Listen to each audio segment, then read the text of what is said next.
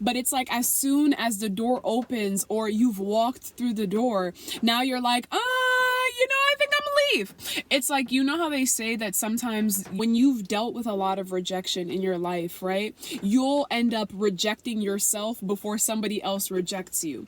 It's like that kind of thing. Like before I come in here and I make a mess, before I come in here and something else happens, I'm gonna forfeit. Recently, one of the things that God and I have been working on just within myself has been fear of rejection, fear of criticism, fear of judgment, fear of man, like those types of things, right? He's been making me more aware of just certain patterns that I have, and I want to share it with y'all. I'm just going to be transparent. Imagine like we just friends, but I want to be transparent about it because I feel like it's important to just talk about it. What I've been realizing is that this is an area where the enemy loves to attack me, and the way that he attacks me is like as soon as I feel like the Lord has called me into a certain thing and I start taking steps towards that thing, the enemy loves to make me question my own actions. Like, did I do this right? Was this the right timing? Like, was my heart right?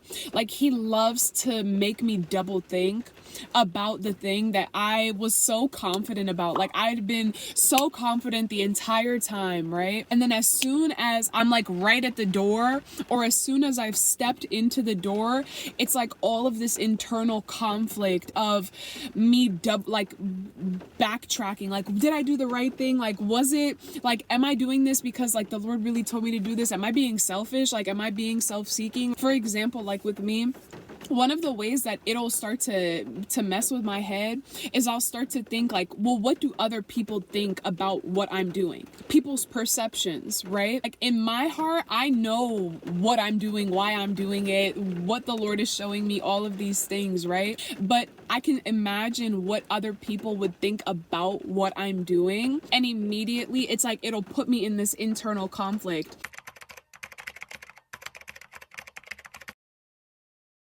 It's complex. There's a lot of psychology to this, but it's like taking on their assumption as though it's true, even though I know that that's not true, right? So it's the same way that like how the enemy accuses us, right? These assumptions, judgments, perceptions of that people have of us are essentially like accusations, right? They don't know the truth about us. They don't know, they can't see our heart. They don't know the things that we've gone through, worked, like have been through that have made us the way that we are today, right? Like people don't really know you within yourself. Only God can see those parts of you, right? But these assumptions, these judgments, these perceptions are almost like the enemy will use that to accuse you as though those things are true. We're believing a lie over the truth, even though we know the truth about what we're doing, what the Lord has told us, like how, even what the Lord thinks of us, right? We'll still gravitate towards believing what somebody else is saying, especially if it's like a big thing or it's an area where we're just not secure in that area yet. There may be something that the Lord has opened a door for you, right? But it's like as soon as the door opens or you've walked through the door, now you're like, I think I'm gonna leave. It's like, you know how they say that sometimes when you've dealt with a lot of rejection in your life, right? You'll end up rejecting yourself before somebody else rejects you. It's like that kind of thing. Like before I come in here and I make a mess, before I come in here and something else happens, I'm gonna forfeit. I think that that's the whole point of this video, is essentially like don't let your self-doubt make you forfeit something that the Lord has given you. It's so easy to allow other people's perceptions and our fear of what they think to make us doubt in an area that God has given us a green light, right? That God has told us, okay, walk through this door, okay, go forth, start it, do it, like whatever it is, right? And it's so easy to be afraid of what somebody else could perceive that as, especially if we feel like there's something there, like their opinion or their judgment or their perception can impact what we're doing, right? Like it has some sort of power in what it is that we're doing.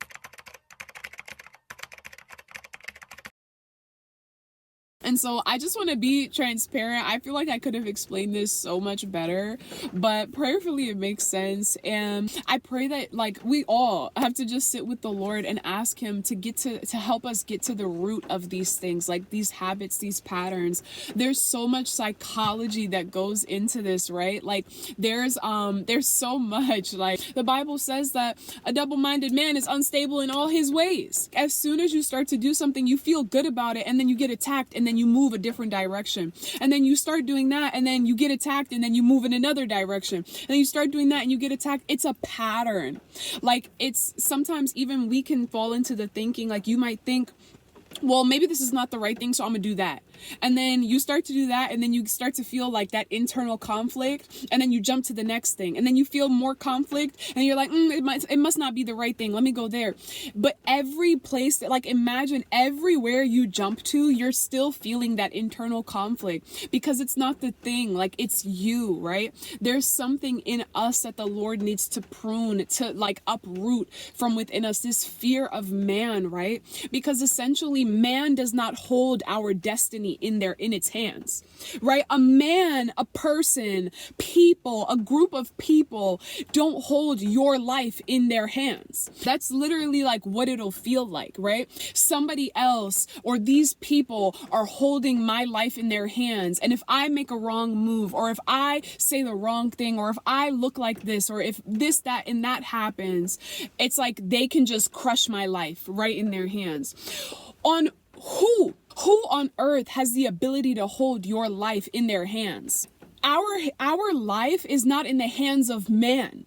And it'll feel like that, right? Because when we're children, we'll grow up feeling like our lives are in the hands of our parents, right? This is the inner work that the Lord has been doing with me, and that I'm just passing off to y'all, right?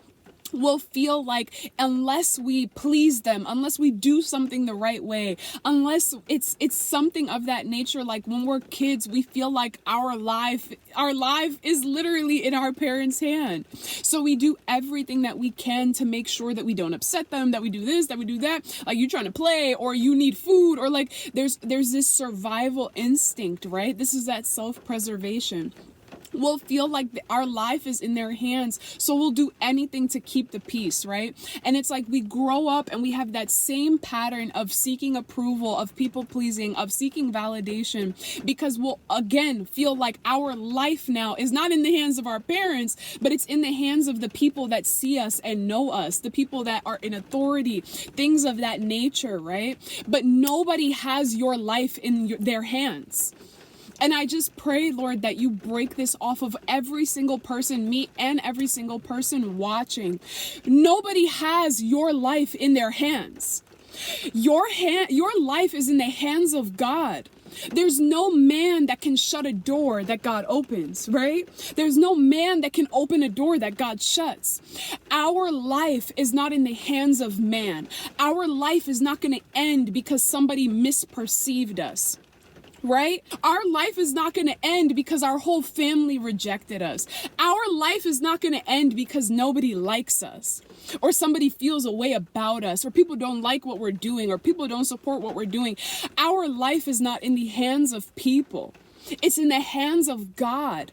And that in itself, that revelation will free all of us from feeling like we have to, that there's like that doubt, right? There's something externally that makes us doubt. Right? We'll compare, we'll think that we'll hear somebody say something, and it'll make us think, oh, like, it's always an external factor that causes us to doubt ourselves. The more that I feel like we can grasp this revelation of the fact that our lives are in God's hands, the more that I think it'll free us from the fear of man, from the fear of rejection, from the fear of like people's opinions and perceptions. You get what I'm saying? Yeah. I think I'm done. I could say a lot. This was really scattered. I'm so sorry, y'all, but prayerfully you've received something from it, like a golden nugget. Like the video, don't forget, y'all, and subscribe to the YouTube channel if you're new. And yeah, just thank you for listening. Thank you for bearing with me, y'all. It's a lot. We're gonna be okay. We're in this together. I love y'all, truly, like I love y'all, and I will see y'all in my next video.